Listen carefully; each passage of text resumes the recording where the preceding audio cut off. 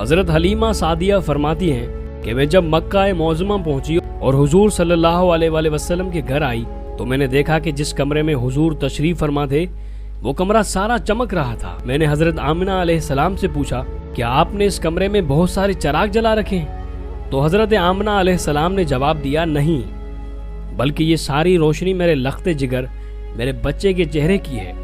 حضرت حلیمہ فرماتی ہیں کہ میں اندر گئی تو حضور اقدس صلی اللہ علیہ وآلہ وسلم کو دیکھا کہ آپ سیدھے لیٹے ہوئے سو رہے ہیں اور اپنے مبارک ننھی انگلیاں چوس رہے ہیں۔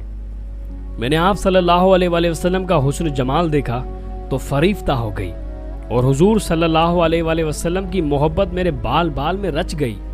پھر میں حضور کے سر انور مبارک کے پاس بیٹھ گئی اور حضور کو اٹھا کر اپنے سینے سے لگانے کے لیے ہاتھ بڑھایا تو حضور اقدس نے اپنے چشمائے مبارک کھول دی اور مجھے دیکھ کر مسکرانے لگے۔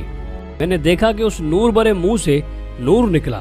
پھر میں نے حضور کو اٹھا کر بہت پیار کیا۔ پھر حضور صلی اللہ علیہ وآلہ وسلم کو لے کر واپس چلنے لگی تو حضرت عبد المطلب علیہ السلام نے کچھ دینا چاہا تو میں نے کہا کہ حضور کو پا لینے کے بعد اب مجھے کسی چیز کی ضرورت نہیں۔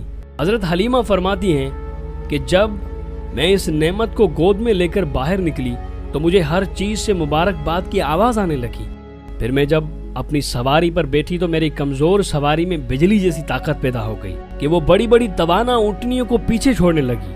سب حیران رہ گئے کہ حلیمہ کی سواری میں یکدم یہ طاقت کیسے آ گئی؟ تو سواری خود بولی، میری پشت پر اولین اور آخرین کی سردار محمد سوار ہیں، انہی کی برکت سے میری کمزوری جاتی رہی اور میرا حال اچھا ہو گیا۔